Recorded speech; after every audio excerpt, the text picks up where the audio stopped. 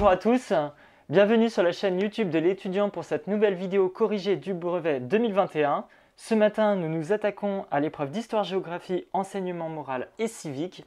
Je suis accompagné de Florian Dren, professeur d'histoire-géo. Bonjour Florian. Bonjour Clément. Qu'avez-vous pensé de cette épreuve?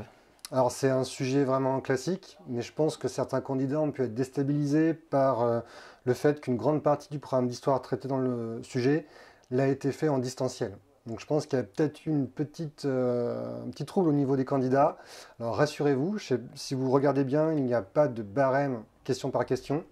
Donc les jurys font toujours preuve de bienveillance, d'une part, et d'autre part on valorise. C'est-à-dire que s'il y a des choses que je vais donner en réponse à certaines questions que vous n'avez pas mises, si vous l'avez mis ailleurs, on le prend en compte. Donc rassurez-vous là-dessus. Très bien, merci Florian. Je vous propose qu'on commence par corriger l'épreuve de géographie qui portait sur les espaces de faible densité et leurs atouts. Il y avait deux documents à la disposition des élèves.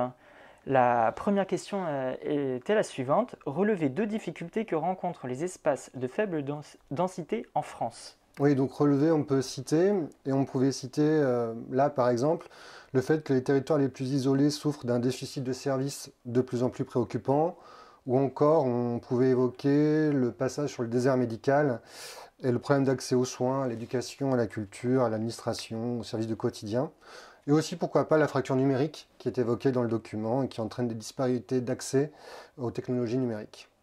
Très bien. Pour la deuxième question, il fallait également relever à l'aide du texte un passage qui montre que l'accessibilité est un enjeu majeur pour les espaces de faible densité. Oui, donc là pareil, on pouvait citer deux passages à mon sens. On pouvait citer les territoires les plus isolés souffrent d'un déficit de services de plus en plus préoccupant, ou encore l'accès aux soins est de plus en plus difficile dans certains territoires peu ou très peu denses, situés à l'écart des aires urbaines et des liaisons rapides. Et toujours avec l'aide du document numéro 1, il fallait expliquer comment l'activité touristique dynamise ces territoires ruraux. Alors oui, dynamiser les territoires ruraux, plusieurs exemples sont donnés dans les documents, et dans le document en l'occurrence, avec le développement du tourisme rural qui entraîne un essor, c'est-à-dire une augmentation du nombre de résidences secondaires. Elles sont moins chères, elles sont plus grandes, donc beaucoup d'urbains cherchent un nouveau cadre de vie, on l'a vu avec la pandémie notamment. On parle également de différentes activités liées au tourisme, comme les gîtes ruraux, les fermes, les randonnées qui permettent de développer un tourisme non invasif, puisqu'en fait on va avoir très peu d'impact sur le territoire. Des activités donc liées au tourisme qui sont source d'emploi, source de nouveaux résidents, et qui contribuent aussi à développer l'artisanat local avec des productions agricoles. On pense à certaines AOP notamment qui sont présentes dans ces espaces de faible densité. Très bien. Ensuite, la question numéro 4 portait sur le document 2. Quel est l'objectif des auteurs du document? Oui, alors déjà, il fallait identifier les auteurs du document. Ce sont les offices de tourisme du Haut-Jura. Leur but, c'est d'accroître les activités liées au tourisme et donc faire venir une partie des personnes cherchant à s'évader en France. Le document insiste sur l'authenticité du patrimoine, avec des stations familiales et conviviales. Alors là, l'idée, c'est effectivement de faire venir des familles et des groupes d'amis, puisque ça fait donc plus de touristes et ça va donc développer l'activité. Le document insiste aussi sur l'artisanat local ou les artisanats locaux avec la mise en évidence d'activités touristiques. On a un exemple comme Saint-Claude, capitale de la pipe et du diamant, qui est évoqué dans le document. Et également une mise en valeur de l'histoire avec la cité médiévale évoquée dans le document qui peut être un bon exemple. Très bien. Et ensuite, avec l'aide des documents 1 et 2, il fallait montrer que les espaces de faible densité disposent de nombreux atouts qui les rendent aujourd'hui attractifs. Oui, alors attractif, ça veut dire qui attire. Donc déjà qu'on se met d'accord sur le vocabulaire. Ça, c'est une question classique par rapport au chapitre. Un chapitre que normalement vous avez fait plus ou moins au début d'année, donc normalement ça ne devrait pas poser beaucoup de problèmes. On peut évoquer le fait que la nature est vue comme un espace non artificialisé, d'autant plus qu'il y avait la définition d'artificialisation donnée avec le document et qui correspond à un besoin d'évasion. À nouveau, là, le contexte actuel renforce cette attractivité des territoires de nature non artificialisés, ou dits non artificialisés. Les capacités d'accueil qui sont évoquées témoignent du fait qu'il y a moins de pression sur l'immobilier, donc une densité plus faible. Donc plus de logements, moins cher à nouveau. Un patrimoine local naturel, on parle du tourisme vert, tourisme culturel, cité médiévale. et également un tourisme qui se développe sur l'ensemble de l'année, puisqu'on peut avoir en hiver le développement d'un tourisme lié au sport d'hiver, en été la randonnée, donc des activités de loisirs toute l'année et un cadre de vie agréable. Très bien, merci Florian. Je vous propose qu'on passe maintenant à l'histoire. La première, ça portait notamment sur un monde bipolaire au temps de la guerre froide. Il fallait rédiger un développement construit d'une vingtaine de lignes environ pour montrer comment les deux blocs s'affrontent durant la guerre froide. Pouvez-vous nous en dire quelques mots? Oui, alors là, c'est peut-être le sujet qui vous a un peu déstabilisé, parce que c'est un sujet que vous avez sûrement fait quand vous étiez en distanciel, pour la plupart d'entre vous. Et déjà, on va revenir sur quelques points de vocabulaire avant de proposer un plan. On vous parle d'un monde bipolaire. Bipolaire, c'est dire donc deux pôles. Vous avez vu qu'après la Seconde Guerre mondiale, il y a deux grandes puissances qui sortent renforcées du conflit, c'est-à-dire les États-Unis d'un côté et l'URSS de l'autre. Donc l'idée là, c'est de voir un peu les différentes modalités d'affrontement durant la guerre froide. La guerre froide, c'est cette période de la géopolitique internationale qui va de 1947 à 1991, où les deux grandes puissances s'affrontent indirectement. Donc on vous demande un paragraphe construit. Là, à nouveau, votre jury sera bienveillant. L'idée étant que, même si vous ne respectez pas le même plan que ce que je vais dire, qu'on retrouve les éléments que je vais évoquer de différentes façons. L'idéal, c'est dans votre introduction de mettre une petite problématique. La petite problématique, elle est très simple. Ça peut être tout simplement comment les deux blocs s'affrontent durant la guerre froide, et ça passe tout seul.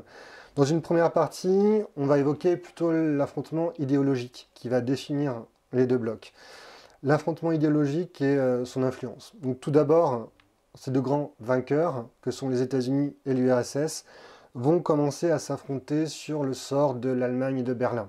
Berlin qui est un enjeu de crise majeure, avec d'un côté le bloc avec à sa tête les États-Unis, un bloc capitaliste, libéral, qui est constitué de démocratie. C'est le bloc de l'Ouest, un bloc qui adhère à la doctrine Truman, qui va être lié dans une alliance militaire qui est l'OTAN, l'Organisation du traité de l'Atlantique Nord, et qui sont un ensemble de pays qui vont accéder au plan Marshall. Le plan Marshall est un plan financier qui va venir soutenir les États avec l'argent des États-Unis pour reconstruire après la Seconde Guerre mondiale. De l'autre côté, on a le bloc de l'Est avec l'URSS de Staline au début. C'est un bloc qui est communiste, qui est uni dans une alliance militaire qu'on appelle le Pacte de Varsovie. Et cette fracture entre deux idéologies se concrétise en 1961 avec la construction du mur de Berlin. Donc ça a une première partie qui va évoquer cette fracture idéologique avec, si vous pouvez la mettre, si vous avez pensé, la définition du communisme, cette idéologie qui vise une société sans classe sociale ni propriété privée. Et dans une deuxième partie, on va plutôt évoquer les tensions, les accalmies, ces différentes phases qui vont marquer la guerre froide. Là, l'idée, c'est de vous appuyer sur des exemples vus en classe. Donc, j'ai évoqué tout à l'heure les crises de Berlin, 1948-1949, avec le blocus de Berlin, ce moment où les alliés des États-Unis vont organiser un pont aérien pour alimenter la capitale Berlin par les airs, alors que les soviétiques ont bloqué tout accès à Berlin-Ouest. On a la création en 1949 de la RFA et la RDA, donc la République fédérale allemande, sous égide partagée entre les puissances de l'Ouest, et la RDA, la République démocratique allemande, qui est, elle, communiste et donc non démocratique. On peut évoquer différentes crises majeures ensuite, la guerre de Corée. On va avoir entre 1950 et 1953 l'affrontement indirect entre les États-Unis et l'URSS, une guerre de Corée qui a encore des conséquences aujourd'hui, puisque la péninsule coréenne est toujours divisée en deux et la paix n'est pas encore signée entre la Corée du Nord et la Corée du Sud. Évidemment, le mur de Berlin en 1961 qui va vraiment matérialiser cette division en deux blocs. 1962, la crise des fusées de Cuba ou la crise des missiles de Cuba, c'est un des moments les plus tendus dans l'histoire de la guerre froide. John Fitzgerald Kennedy, tout jeune président des États-Unis, est alerté du fait que des rampes de lancement de missiles pouvant accueillir des missiles nucléaires sont présents à Cuba. va décider d'un blocus et d'un embargo à Cuba, ce qui va conduire à la mise en place d'un téléphone rouge entre entre le bureau ovale et le Kremlin, ou encore la guerre d'Afghanistan, la première en 1979. Et peut-être dans une troisième partie, on peut évoquer une nouvelle modalité de cet affrontement, qui est un affrontement technologique à travers la conquête spatiale. Les soviétiques envoient le premier homme dans l'espace, Yuri Gagarin. Les États-Unis répliquent en 1962 avec ce célèbre discours de John Fitzgerald Kennedy. D'ici la fin de la décennie, nous enverrons sur la Lune un équipage des humains et nous les ferons revenir en pleine santé sur Terre, ce qui aboutira en 1969 à la mission Apollo.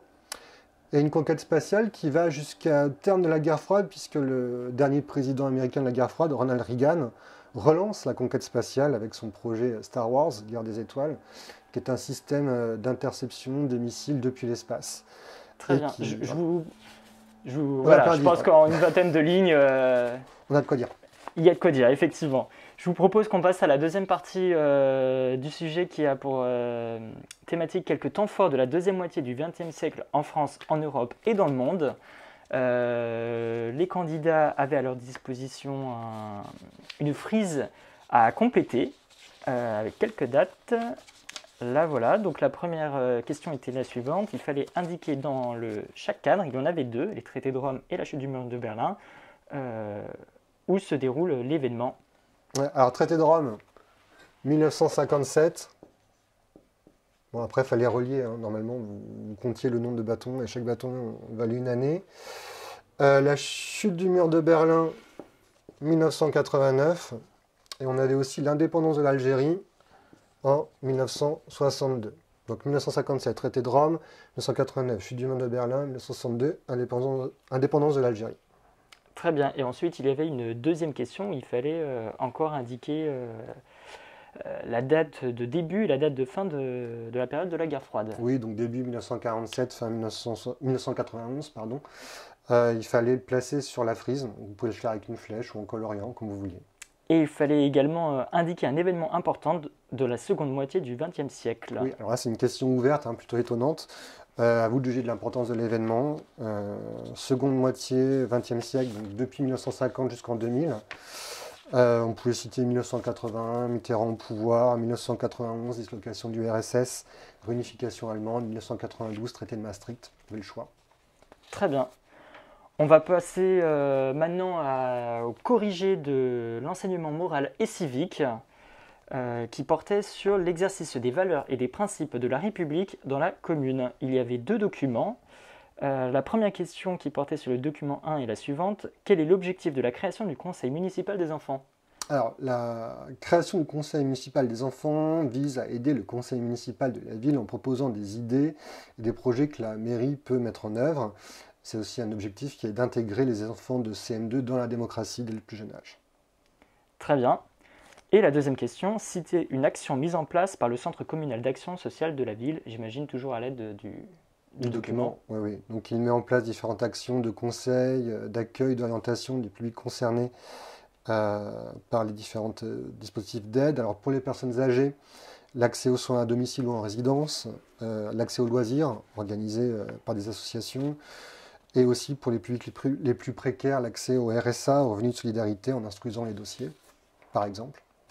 Très bien. Troisième question, expliquez quelles valeurs et quels principes de la République les missions du Centre communal d'action sociale de la ville permettent de mettre en application et justifiez votre réponse. Alors ne pas confondre valeurs et principes. Au niveau des valeurs, on pouvait citer l'égalité et la fraternité, qui sont mises en application avec les missions de ce centre d'action sociale, car il y a une entraide et un accès pour tous facilité. Et comme principe républicain, on pouvait citer le principe social, avec l'accompagnement social fait aux publics les plus précaires. Très bien. Et ensuite, la dernière question qui me semble être une question plutôt ouverte.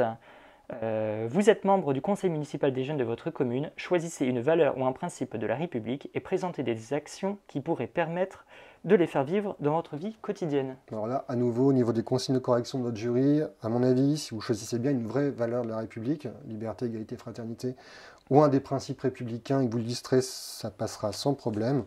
Vous pouvez prendre par exemple la fraternité et donner comme exemple d'apporter les repas aux personnes précaires, aux personnes en EHPAD, notamment.